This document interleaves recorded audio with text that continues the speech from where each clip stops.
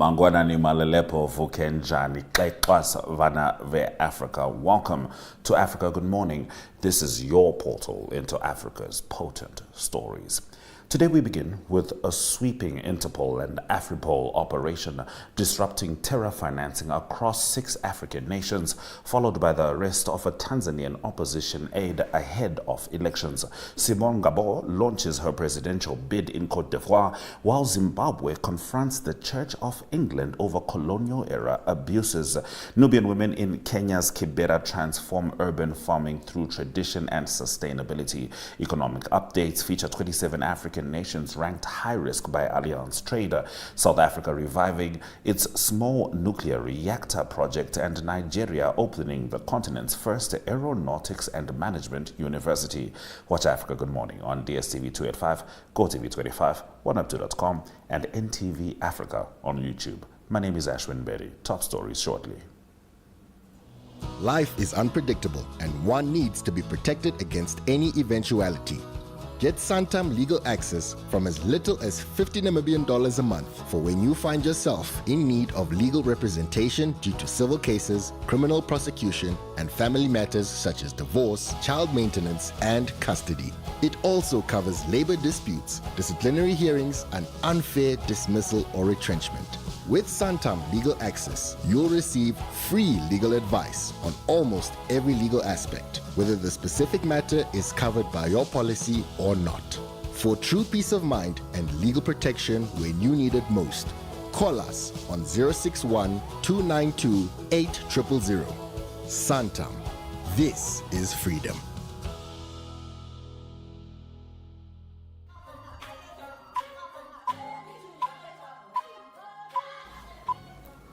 Let's get into the top stories on Africa Good Morning.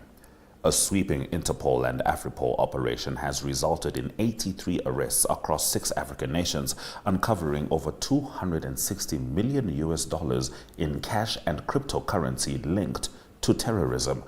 Operation Catalyst, conducted from July to September 2025, involved Angola, Cameroon, Kenya, Namibia, Nigeria, and South Sudan, targeting the financial networks sustaining terrorist groups. Investigators found ties between terrorism financing and cybercrime, including scams and money laundering. Arrests included 21 for terrorism, 28 for fraud, and 16 for cyber-enabled crimes. Angola recorded 25 arrests, seizing $588,000, phones and computers, while Kenya uncovered a $430,000 money laundering ring. Nigeria detained 11 suspected terrorists. Authorities also exposed a massive cryptocurrency Ponzi scheme spanning 17 countries, defrauding over 100,000 victims with losses of $562 million. Interpol issued a red notice for a suspect accused of a $5 million crypto scam. Interpol Secretary General Valdechi Urquiza hailed the operation as a milestone in fighting terrorism financing, while Afripol's Jalel Shelba emphasized the success of African unity. The ISPA program, funded by Germany, supported the operation with partners Binance, Moody's, and Uppsala Security.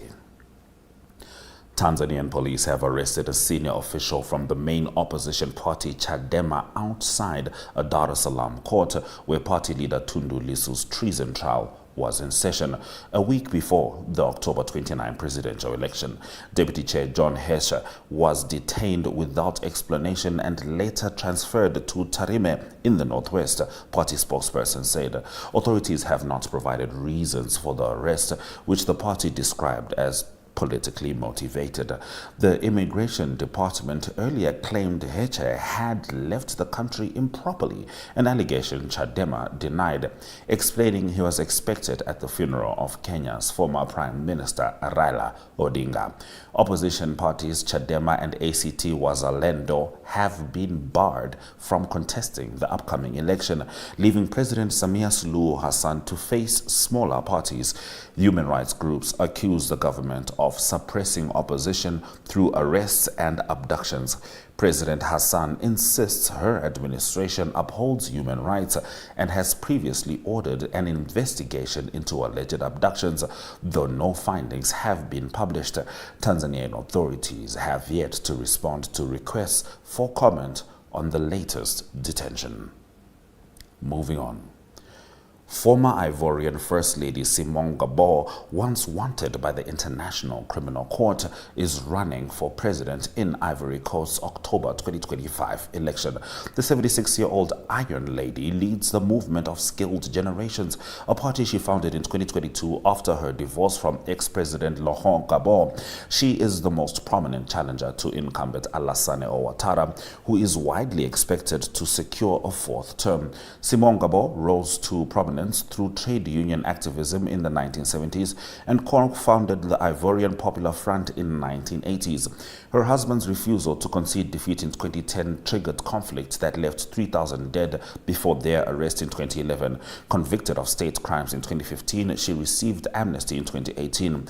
Her campaign centers on national reconciliation, proposing a general amnesty for political prisoners and exiles, and economic independence through replacing the CFA franc. Analysts believe she may not win, but could consolidate the opposition's leadership. Backed by Charles Goude, she presents herself as a pragmatic and committed politician seeking to shape Ivory Coast's political future. The Church of England faces mounting scrutiny after 7 Zimbabweans sued the institution on October 4, accusing it of enabling decades of abuse by British barrister and evangelical leader John Smith. His victims, including the family of 16-year-old Gade Nyachuru, who died in 1992, alleged that church officials concealed Smith's crimes and allowed him to operate in Africa. The 2024 Mekin Review confirmed decades of cover-ups leading to Archbishop Justin Welby's resignation. His successor, Sarah Mulali, inherits an institution haunted by its colonial entanglements. The church's influence in Zimbabwe dates to the 1890s, when Anglican missionaries blessed British military conquests and acquired land from the British South Africa Company. Mission schools and churches became instruments of colonial control, shaping generations of Africans to equate obedience with faith. The church profited materially and morally from conquest, spreading doctrines that suppressed indigenous spirituality. Critics argue its failure to confront this past mirrors its silence over Smith's abuse. For many Zimbabweans, faith now lies beyond the church that once sanctified subjugation and ignored its enduring moral debt.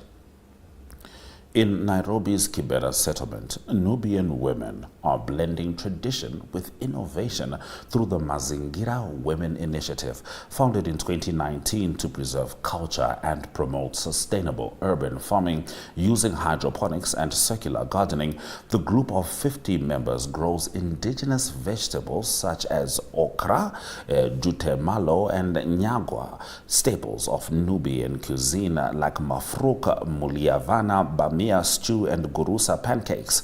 The women also recycle food waste into organic fertilizer and engage in environmental cleanup. Founder Malassed Hamida says urban farming in informal areas faces challenges from land insecurity, as plots can be reclaimed without notice. Member Asia Abdallah, once unfamiliar with traditional foods, now cultivates indigenous crops central to her identity. Urban planner Stephen Otieno notes that climate change demands adaptation and praises such initiatives for promoting resilient indigenous crops. Despite limited resources and unstable land rights, Kibera's Nubian women are reclaiming both their heritage and food sovereignty, turning small spaces into thriving green zones that blend culture, survival, and sustainability in one of Africa's largest informal settlements. Those have been our top stories on Africa. Good morning. Shortly, we're going to be talking about the United Nations as they turn 80, and specifically the celebrations which will be in Namibia today. But prior to that, let's have a look at the weather.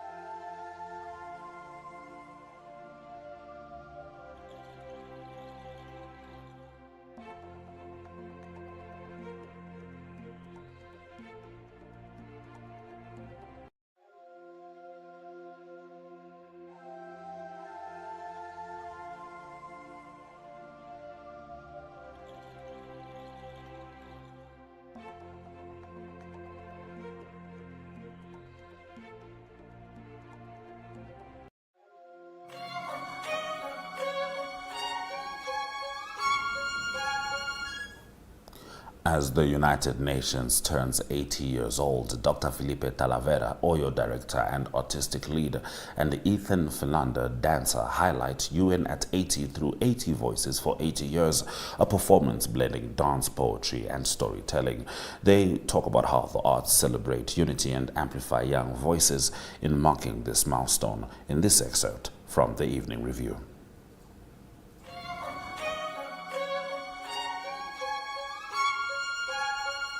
About 80 Voices for 80 Years. An incredible production from what you gentlemen have told me. I trust you. That is coming up in celebration of the United Nations turning 80. How did this collaboration come about, Philippe? Well, I think it came a long way.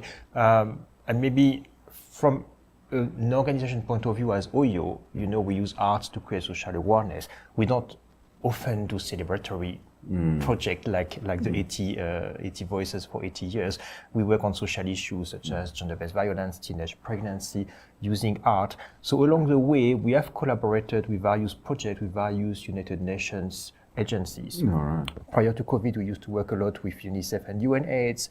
After COVID, we worked much more with UNFPA, and recently we had projects with UNDP. So we've been privilege, I guess, to work with different agencies on different topics. Sometimes an idea coming from Oyo that an agency supported, sometimes to support an agency with some of their targets and some of their work. And we've been privileged to collaborate on various projects. And I guess also get an insight about what the different agencies are doing, how they are doing it, and how we can collaborate and bring something a little bit different, because we have a perspective that is artistic. Yeah. So, it's a bit of a different perspective than many other NGOs or many other government institutions. But would you feel there's a natural alignment? Yes. Given your work in the Exactly, because I think what is interesting with the medium we use is that it appeals to your emotion.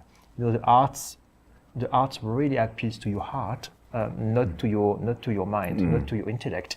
And it's a very different type of medium. If you attend a lecture, if you attend a conference, it's for your intellect. It's your mind working. But if you attend a performance, or if you read a book, or look at a photo exhibition, it appeals to your emotion. You feel something. And I'm a strong believer that if you feel something, then you will react more strongly, you will learn, and you will ultimately be able to change. And I think that's something that is also quite close to the ethos of the United Nations. A lot of the work they do is because they want to create a change, a positive change. And you cannot impose change. You cannot force change. It has to come from within. So the art helps creating this within need to understand that you need to change. And I think this collaboration came very naturally. And when there was this opportunity to celebrate some of the work done, so that's wonderful. Yes, of course, we would love to be involved. We would love to be part of it, because it's nice to, as I said earlier, to just pat yourself a little bit on the shoulder and say, we've been doing a lot. We've come a long way, we've been doing a lot. And as much as there is still a lot to do, let's also take a little time to celebrate and to do something that is positive. Absolutely. And when you're talking about art and its emotive qualities, I swing back and I'm going to paraphrase Maya Angelou. People may forget what you say to them, but they'll never forget how you made them feel. And I believe that is an important aspect of art, especially when it is coupled with these important events where we do need the facts. We do need to know what's going on in a very practical sense. But the only thing that's going to really stir us to change is to be emotionally involved, and that's where art comes in. So what do you want the audience to take away from this performance, Ethan? I hope they'll understand the message that is being portrayed, and that they will have a good time. And especially for the non-Namibians, I hope they get a glance of real Namibian art. Very important, very essential. A lot of people like to consume nations and their cultures through what's easily accessible. Social media, TikToks and vlogs and podcasts.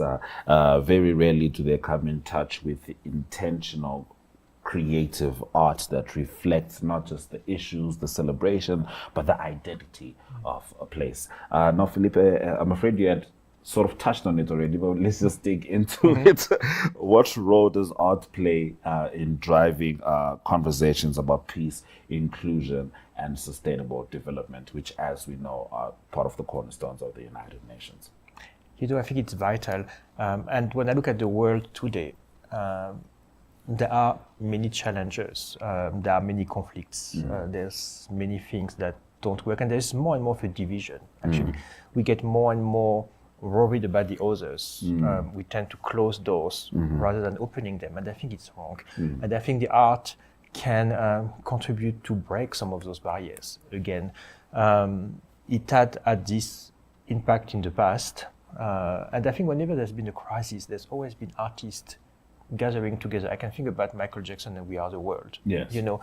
This type of example, when there is a crisis, it has often been the artists that have said, let's do something, and let's come together, and let's stop talking about our differences. Let's work together towards making the future a better future. And I do believe it is a case again. I do believe we need artists to be that voice, to be that glue that can bring us together. And I think that's something that the nation is very conscious about as well. That all the voices have to be heard.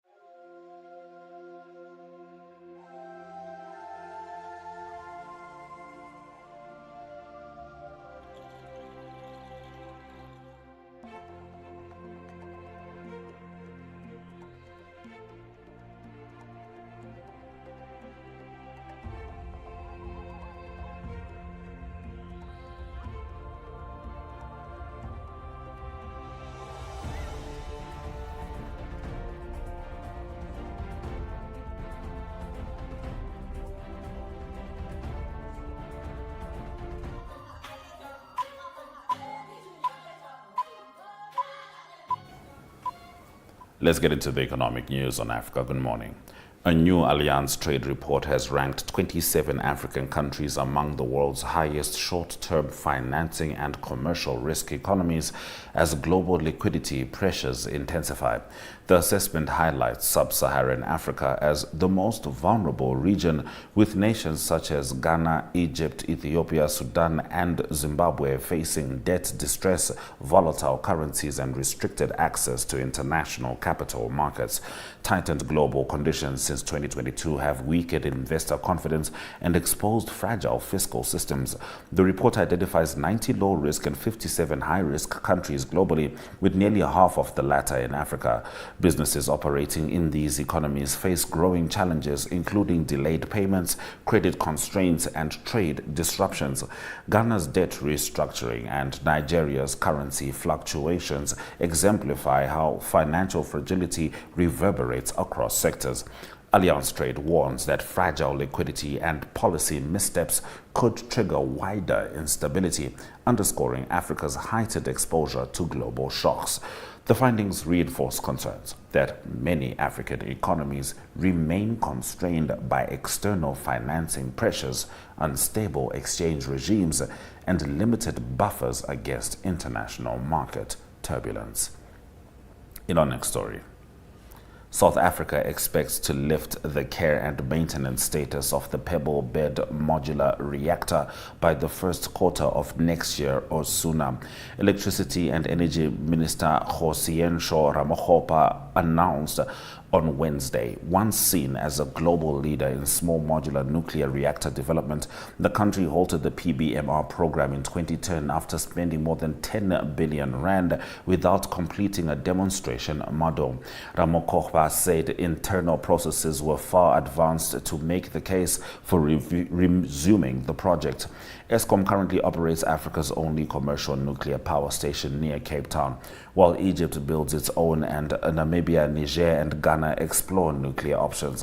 The 2025 Integrated Resource Plan, due this week, proposes over 105 gigawatts of new generation capacity by 2039, with renewables forming more than half. It foresees 5.2 gigawatts of nuclear power, 16 gigawatts from gas, 34 gigawatts from wind and 25 gigawatts from solar PV. The plan also assesses 10 gigawatts of new nuclear potential, with China, South Korea and the US and Russia listed as possible partners in small modular reactor development. And Nigeria has launched the Isaac Balami University of Aeronautics and Management, the continent's first specialized aeronautics and management institution aimed at training pilots, engineers and aviation experts locally. The initiative, backed by the Ministry of Women Affairs and the Niger Delta Development Commission, seeks to save Africa millions spent annually on overseas training, where costs can exceed $30,000 per pilot and reach up to $130,000 in the US or 80,000 euro in Europe. Founder Isaac Balami shared his personal story of financial struggle and support, saying the university will create opportunities for others through scholarships for over 1,000 students from 11 Niger Delta states. Aviation Minister Festus Keyamo called the project a turning point for the sector, promising to attract foreign investment and strengthen local aviation capacity through maintenance and research facilities. Nigeria has also concessioned airports, launched an MRO facility in Lagos, and partnered with Brazilian and Chinese manufacturers to enhance skills.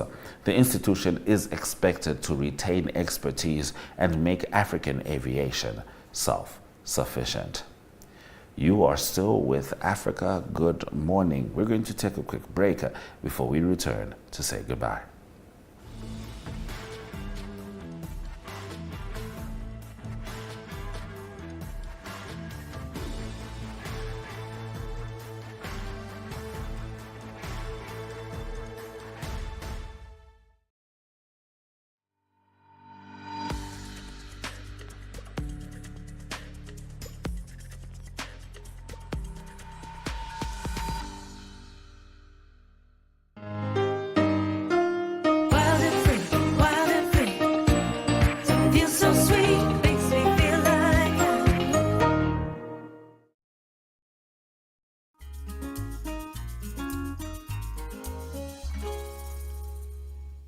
Mornings just got better, Namibia. From the latest headlines to the hottest trends, we're bringing you the conversations that matter.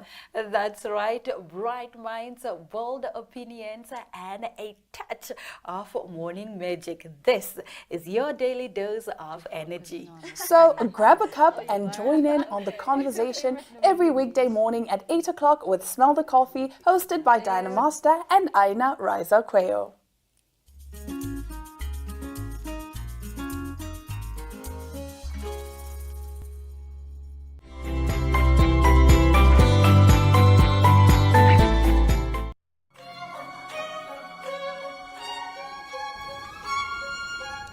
Thank you for staying with Africa Good Morning throughout the broadcast. Let's have a look at some of the highlights that were in the show. And as we said, Interpol and Afripol conducted an investigation disrupting terror financing networks across Africa. Tanzanian opposition leaders' aide arrested ahead of national polls. Former Ivorian First Lady Simone Gbagbo seeks presidency. 27 African nations classified among world's highest financial risk economies. Thank you for joining us on DSTV 285, GoTV25, 102.com, and Network Media Hub on YouTube, as well as NTV Africa on YouTube. Do make sure you go to 1up2.com. You can click channels and you can find NTV Africa there, where Africa Good Morning has a home. And you can also click Echo to have a look at all NTV programs at your time. Because on 1up2.com, Echo Primetime is truly anytime. This has been Africa Good Morning. We look forward to wrapping up the week tomorrow as the United Nations officially turns 80. We'll be bringing you footage from the celebrations, which will be today, and of course the top stories from broader Africa. Swera Jakaraka.